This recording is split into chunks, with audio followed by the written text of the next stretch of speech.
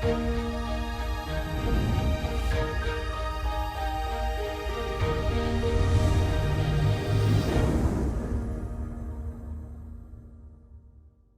əziz tamaşaçılar, hər birinizi xoş gördük. Tarix boyu insan anlamaq və inanmaq ehtiyacı ilə yaşamışdır. İnsanın anlamaq ehtiyacını ağıl, inanmaq ehtiyacını din təmin etmişdir. Bəzən bu iki sahə bir-birinə qarşı qoyulur, bəzən isə bir-birini tamamlayan sahələr olaraq təqdim olunur. Müasir dövrdə məsələ daha da mürəkkəbləşir. Bu sahələr bir-birinin alternativi kimi və ya bir-birini tamamlayan sahələr kimi təqdim olunur. Bugünkü buraxılışımız məhz bu mövzuya həsr olunur. Din və elm, din və fəlsəfə, bunların bir-biri ilə vəhdəti, uyğunluğu. Bu məsələni müzakirə etmək üçün qarşıdurma prizmasından deyil, anlama və izah etmə prizmasından ələ almağa çalışacağıq. Mövzunu müzakirə etmək üçün həmsöhbətim Azərbaycan Milli Elmlər Akademiyasının aparıcı elmi işçisi, fəlsəfə elmləri doktoru, dosent Ələddin Məlikovdur. Ələddin müəllim, xoş gördük. Xoş gördük. Ələddin müəllim, bugün sizinlə bəlkə də tarix boyu hər zaman aktual olmuş bir məsələni müzakirə edirik. Bu məsələ bugün də müzakirə mövzusudur. İnanc, ağıl, bilik. Bunlar öz-özlüyündə sadə kəlmələr olsalar da, hər birinin arxasında böyük bir sahə dayanır. Din, fəlsəfə, elm, bunlar bir-birini nə qədər tamamlayır, nə qədər bir-biri ilə qarşı durma içərisindədir. Bu məsələni müzakirə etmək üçün əvvəlcə sualımı belə qoymaq istəyirəm. Ümumiyyətlə, din və fəlsəfə, din və ağıl bir-birini tamamlayırmı, bir-birinə qarşıdırmı? Din və fəlsəfə mövzusu qədim zamanlardan həm dindarların, həm filosofların əsas mövzularından, əsas temalarından biri olmuşdur. Çünki bu mövzular istər-istəməz bir-biri ilə bəzən uzlaşırlar, bəzən ziddiyyət təşkil edirlər. Bu münasibətlə bu mövzuları dəqiqləşdirmək istəsək, elm və din mövzusu, din və fəlsəfə mövzusu arasında bəzi fərqlər qoymalıyıq. Elmin kökündə nəzəriyyələr dayanır. Bu nəzəriyyələr isbat və inkara əlverişlidirlər. Bunlar isbatda ola bilər, inkarda ola bilər. Bir nəzəriyyə əvvəldə isbat, sonradan inkarda ola bilər. Amma din bu cür dinamik deyil. Dində statik bir yanaşma var. Bu o deməkdir ki, dində gələn məsələlər neçə əsr keçsə belə öz necəliyini qoruyur. Və bunu qoruduqca burada heç bir dəyişiklikdən, fundamental dəyişiklikdən söhbət gedə bilməz. Amma elmdə belə bir yanaşma mövcud deyil. Elmin elmliyi bundan qaynaqlanır ki, mənbəyi bundan ibarətdir ki, burada mütləq dəyişim lazımdır. Mütləq yeni nəzəriyyə lazımdır. Mütləq öncəki nəzəriyyəni sorğulamaq lazımdır. Din bu prosesə heç də xoş yanaşmır. Çünki dində mühafizəkarlıq var. Çünki dində özünə məxsus bir statik yanaşma olduğuna görə bu istənilən dində belədir. Sırf İslamdan söhbət getmir. Xristianlıqda da belədir, Buddizmdə də belədir. Bu nöqteyi nəzərdən bunların köklü fərqi buradan başlayır və buradan proseslər davam edir. İslam dünyasında fəlsəfənin böyük bir tarixinin olduğunu görürük. Yəni, İslam dininin, inancının ən qüvvətli yaşandığı dövrlərdə belə fəlsəfə öz varlığını İslam düşüncəsi içərisində, İslam dünyası içərisində qoruyub.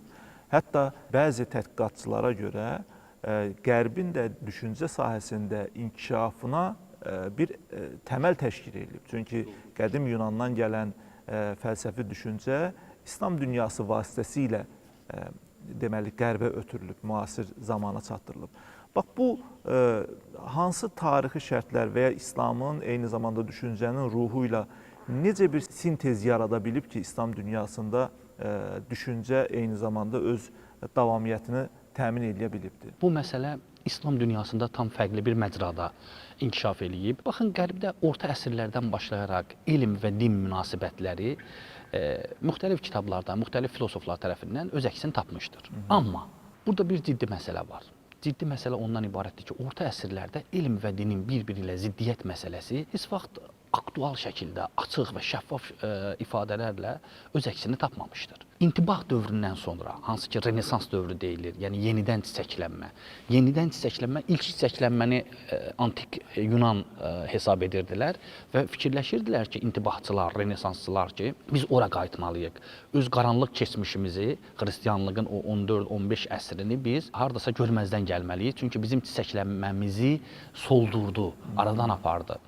Bu nöqteyi nəzərdən onlar elm və din münasibətlərini tam başqa bir məzraya çəkmişlər və dində gələn bir sıra məsələləri ortaya qoyaraq, elmdə gələn yeni nailiyyətlərlə uzlaşdıraraq bunların təzadlı olduğunu göstərmişlər. Aha. Amma gəlin baxaq, həqiqət nədən ibarətdir? Həqiqət bundan ibarətdir. Kilsə və kilsədə olan böyük şəxsiyyətlər bəzən bəzi nəzəriyyələri kilsənin nəzəriyyəsi kimi təqdim etmişlər. Bir halda ki, şəxsi və individual bir nəzəriyyələr olduğu halda onu kilsənin adına qeyd etmişlər. Məhz bu səbəbdən bəzi problemlər ortaya çıxmışdır. Məsələn, nümunə üçün Qalileyi biz nümunə çəkə bilərik. Yerin fırlanması məsələsi, heliosentrik, geosentrik nəzəriyyələr. Burada Qaliley çox müdafiəsində çox gözəl bir ifadə işlədir. Qaliley deyir ki, müqəddəs kitablar bizim göylərə, o Heaven sözü gəlir, o yəni behişt mənası da verir, cənnət. Müqəddəs mətinlər, din bizim göylərə necə çatacağımızı bizə göstərir. Göylərin necə işlədiyini, astronomiyanın hansı mexanizmdə, kainatın hansı mexanizmdə olduğunu bizə göstərmir. Bu nöqteyi nəzərdən din daha çox mənəviyyat məsələsidir.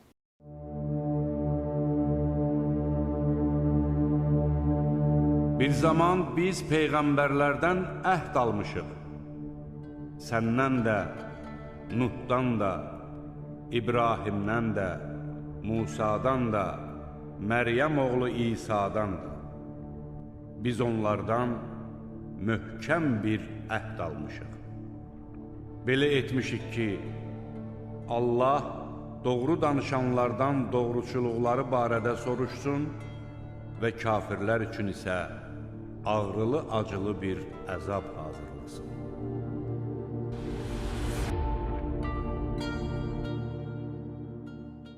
Xristianlıqda bu məzra bir-biri ilə toqquşdu və toqquşmanın nəticəsində təbii ki, elm inkişaf prosesindədir, progres var elmdə, nəzəriyyələr gəlir və bu nəzəriyyələr bir-biri ilə uzlaşır, bir-biri ilə tənqid olunur, inkar edilir, təkzib edilir. Amma dində bu proseslər olmadığı üçün din istər-istəməz geriyə qalır. Məhz bu səbəbdən Carl Sagan deyir ki, mən inanmaq ilə bilmək arasında mən bilməyi götürürəm, bilməyi seçirəm. Bildiyim halda inanmağa nə gərək var, nə hacət var. Amma biz gələk bu məsələni İslam dünyasına baxaq. İslam dünyasında kontekst, işin qoyuluşu, proseslər tam fərqli məcrada. Bizim İslam dünyasında olan alimlərimiz həm din alimləri idi, həm dünyəvi alimlər idi. Əbu Reyhan Birunilər, Xarəzmilər, İbn Heysəmlər, İbn Rüşdlər, İbn Sinalar, Nəsrəddin Tusilər. Bunlar həm din alimi idilər, həm elmi sahələrin inkişafına böyük töhfələr vermişlər. Və bunlar heç vaxt elmi dinin qarşısında qoymamışlar. Səbəb nə idi? Səbəb ondan ibarət idi ki, avtomatik və analoji olmayan bir a priori, belə deyirlər, bir fikir var idi, aksiyoma var idi. O bundan ibarət idi ki, elm bizim dünyamızı, necəliyimizi formalaşdırır, kainatda olan mexanizmi, prosesləri necə biz inkişaf etdirə bilərik, necə öyrənə bilərik, necə onlara təsir göstərə bilərik, onu göstərir. Din isə niyə sualını cavablandırır? İnsanın daxili aləmidir. İnsanların Tanrı ilə münasibətidir.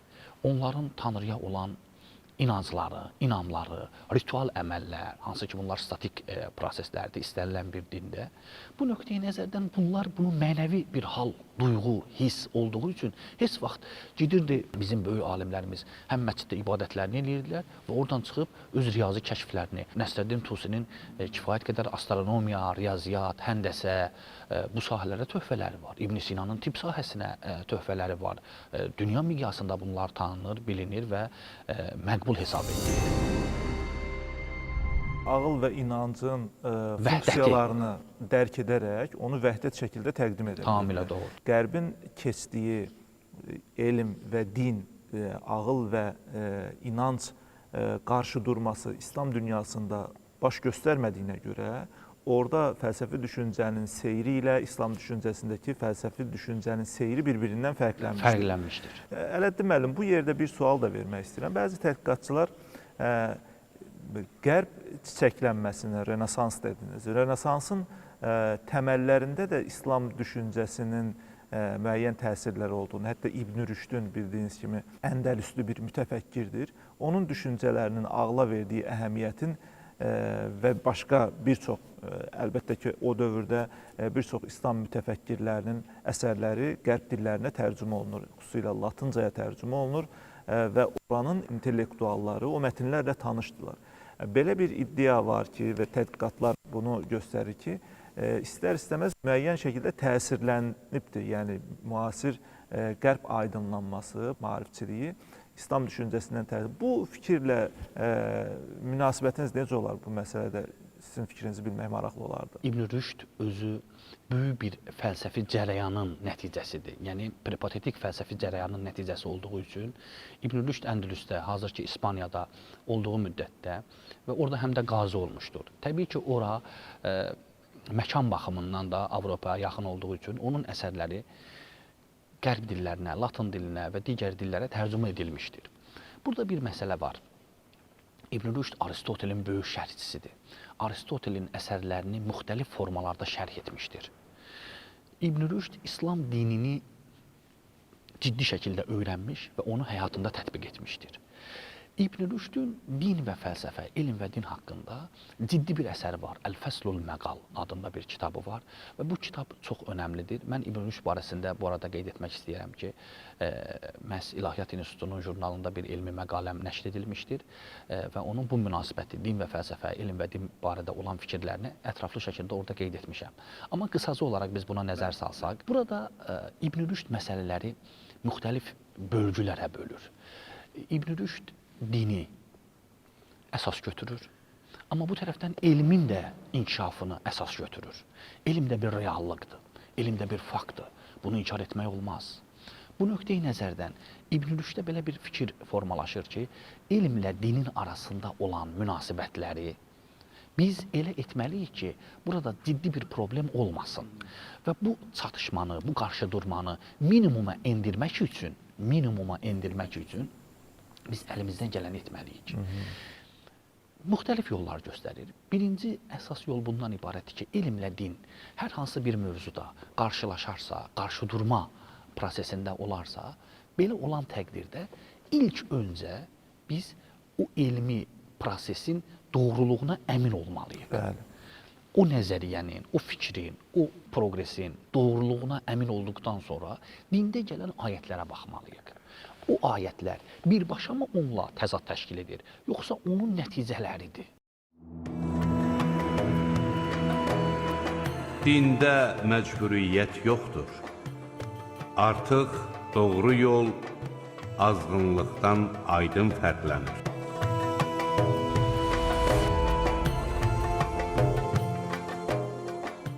Əslində, kainat və Quran-ı Kərim eyni zamanda ilahi mesajlar müxtəlif sistemlər olsa da Tanrının iradəsi ilə şəkillənən sistemlərdir. Doğru. Tanrının yaratdığı bu sistemlərin bir-biri ilə ziddiyyət təşkil etməsi mümkün deyil.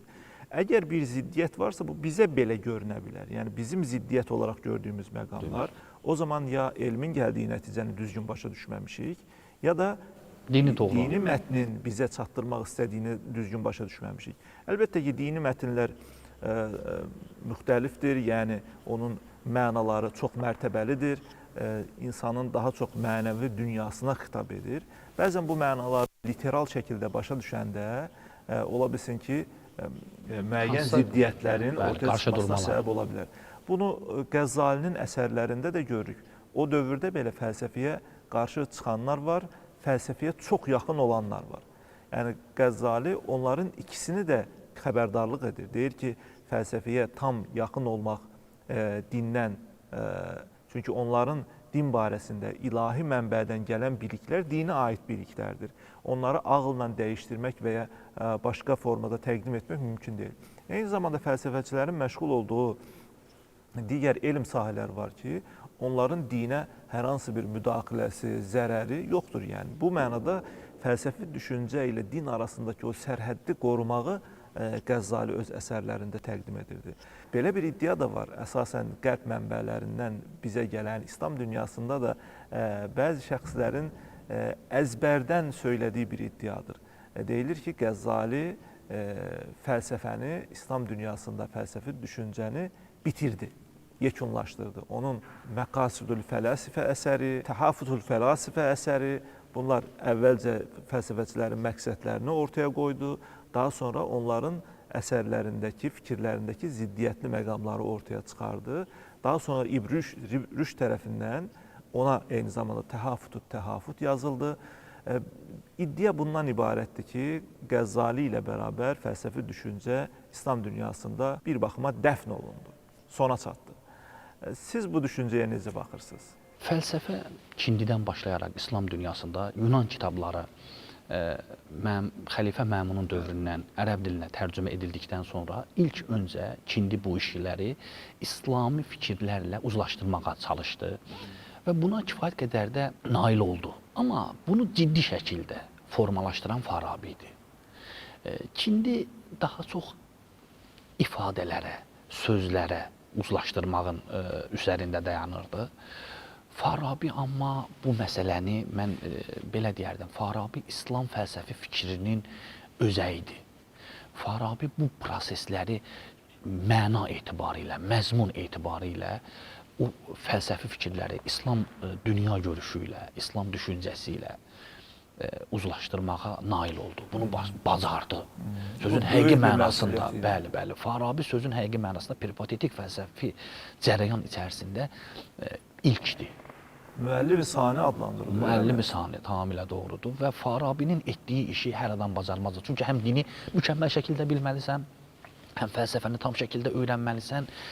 Farabi musiqi elmində də bir sıra əsərləri olub, özünün böyük bir musiqi istedadı olub. Farabinin əhəmiyyətinə biz fəlsəfədə o qədər də İslam dünyasında əhəmiyyət verilmir. İbn Sinanın əsərlərindən ötə, amma Farabi bunun bünövrəsini qoyan şəxsdir.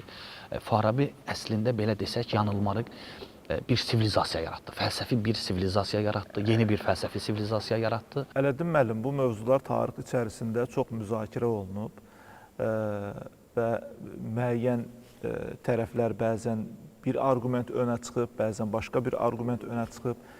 Prioritetlər də burada çox mühüm rol oynayır. Siz bunları çox gözəl izah elədiniz. Qəzzalinin fikri insanı birinci mənada qurtarmaq idi. O deyirdi ki, insan üçün ən böyük bilik mərifətullahdır. İnsan üçün bundan daha vacib bilik yoxdur. O Allahı, Rəbbini tanımalıdır. Dediyiniz kimi, onun mütəsəvvif olmasının burada rolu böyükdür. Bəzən hesabı verilməmiş iddiaların şahidi oluruq cəmiyyətimizdə. Artıq müasir zamanda yaşayırıq. Din öz funksionallığını, eyni zamanda mənasını itirib. Elm insan üçün yetərlidir, kifayətdir. Din artıq köhnəlib, inanc artıq tarixin tozlu səhifələrində qalıb şəklində iddialar var. Ələddin müəllim, mən sizə çox təşəkkür edirəm gəldiyiniz üçün və dəyərli biliklərinizi bizimlə paylaşdığınız üçün.